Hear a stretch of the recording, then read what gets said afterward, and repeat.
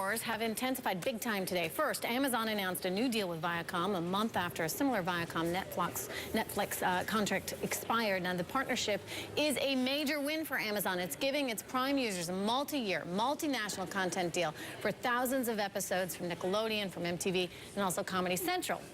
Then, of course, we found out that Hulu now has 7 bidders, 7, with 2 private equity firms, DirecTV and Yahoo, among those that are interested in buying this company. So here's the question. With almost all of tech heavyweights playing or trying to play a hand in online content, will there be only one clear winner, or is there room for all to win right here?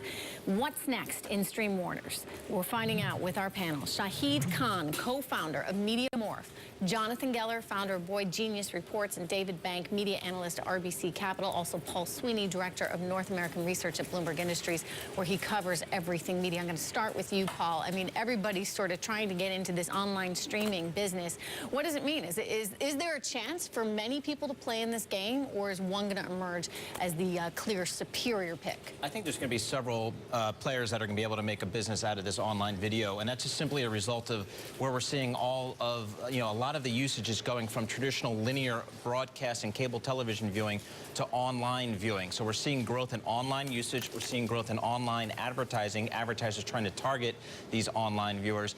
And now we're starting to see the content owners, the Viacoms, the Disneys of the world, license their content to these, streaming video on demand services. So there really are some viable products in the marketplace. Well, Jonathan Geller, what does it mean for a company like Netflix? I mean, now that Amazon is going to come in and get all that content.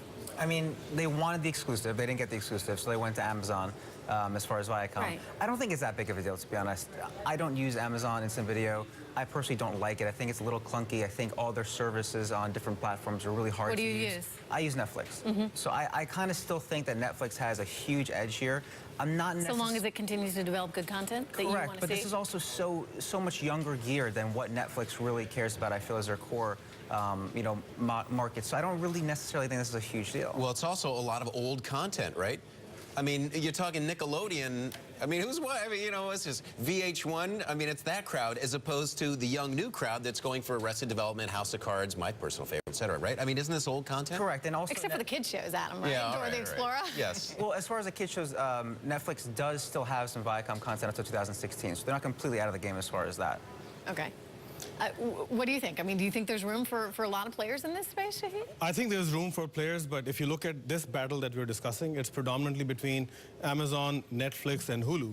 But the real winner in this whole thing for a long time is still going to be the MVPDs, the cable companies, Comcast, Verizon, all those guys. The cable companies? 96 million people still watch their television. I still feel like that. No, it feels like we're in a new cable kind of war where Netflix, Hulu, Amazon, that's the future. But if you want primetime programming and if you want sports and live action, you're not going to get that. In other words, access fees. You still, no matter whether you're watching on Netflix or Hulu or wherever, you're paying $120 to Time Warner Cable to get the feed into your home, right? But how much longer are you going to do that? That's one of the big questions. I mean, you don't need to if you go to Netflix. Well, that's not true. So all the cable companies now have this thing called TV Everywhere, where they're locking in digital rights to the original programming, especially the first-run programming, and that's not going to be available on Netflix or Hulu or Amazon for a very long time. Are they going to be able to fight this battle, Paul? Well, I think they will. I think they still have a good video product, but really, if you talk to the cable companies, they don't consider themselves cable TV companies anymore. They consider themselves broadband companies. So if you want to get your streaming video online at high speeds,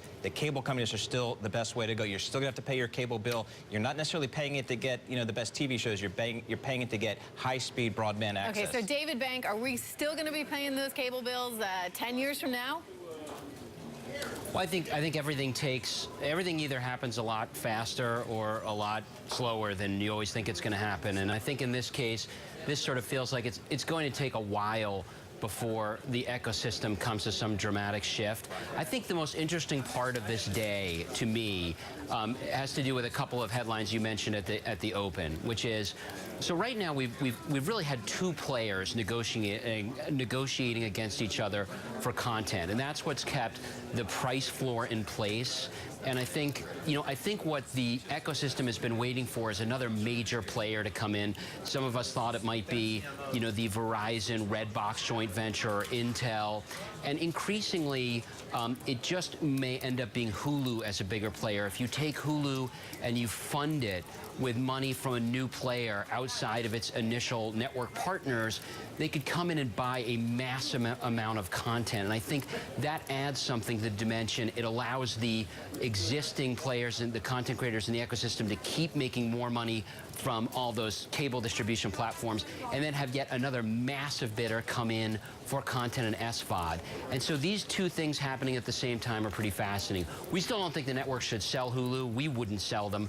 But what it would do is create another buyer with lots of buying power. And let's talk about buyers that might be out there. I mean, Hulu, 7 bidders that are surfacing for this one. What do you think the price tag ultimately could be, Jonathan? I mean, I don't know, $1 billion, $2 billion. I mean, when Yahoo is poking around, it's again all about exclusive content. Hulu's really not worth much if you don't have exclusive rights to the content that Hulu offers. I think that's a major point of contention in terms of who's going to buy it and who actually ultimately wants it. So think about like 8, 9 months ago, Hulu couldn't find a bidder. They're trying to figure out what to do with it. It was just a front end. It was a way of packaging together content from other sources. Paul, how'd they turn the corner? How did suddenly Hulu become the destination that so many people want to own? Well, I think what happened in the marketplace is the marketplace got a much greater appreciation for online video. We started to get much more data from, all the players in the marketplace that we're seeing a huge surge in online viewership. And I think everybody stepped back, even the Hulu owners step back and say, gee, maybe we should think about pulling this off the market. Maybe it's worth more than we initially thought. Let's pull back and really take a look at the marketplace because it's developing, I think, faster than anybody thought. And there's really only a couple of brands in the marketplace, I would argue. Number 1, Netflix, and number 2, Hulu. And now Amazon's trying to come into the marketplace. But Hulu has real brand value in the marketplace. They have first mover advantage, and it's obviously become much more valuable in the last 9 months. The other big factor that Hulu has is they started subscription business. And with 4 million paid subscribers, it's got dual revenue stream, and that becomes a lot more appealing. Yeah, that Kind of is like a cable company? Yes. Right. Yeah, it's a huge difference, but it happens so fast. And how did Apple? Boy, genius! You're the guy who knows Apple better than anybody else. People follow you on your blog. How is it that Apple lost its franchise? Because they owned this thing, and somehow Hulu took it away from them. I was actually just going to bring Apple up. I mean, I think if you look at the smartphone market and what Apple did, and where we are in the TV market, everybody hates their TV experience. I hate watching TV on my computer. Can't find the channel. I never get the program I want. It doesn't record on time. I think once Apple enters into this space, if they do, it's going to completely kind of undo all the progress that these streaming services have done. Wow, that's because once you have all these on your Apple TV, that actually takes away that kind of friction. I think Apple actually will ultimately end up being these cable providers' biggest asset and ally. What do you think, Paul? Do you agree with that thesis? Well, the marketplace is waiting for Apple to come in. As you mentioned, the user interface has been terrible from the cable perspective. It's gotten better with the telcos. It's gotten better with the satellite providers, but clearly there's still room to go there. The question is, to what extent does Apple ever want to get into the programming side of the business? And to date, they've shown really no interest whatsoever. But they could go out there and acquire more content. Go ahead, David. I think there would be a real reluctance on the part of the content producers to get it, to get into the direct program distribution business with Apple. I think they're probably very reluctant to get attached to a partner that has a closed system that, if it's successful, would essentially eliminate a lot of competition. And what's kept this business so robust on the distribution side is you have so many different competitors. Think about the MVPD world, where you've got, in any given market, you've got Fios or AT&T, Direct or Dish, Comcast, Charter, one of the major cable players. In an Apple world, ultimately, where Apple devices dominate, you've got a closed system.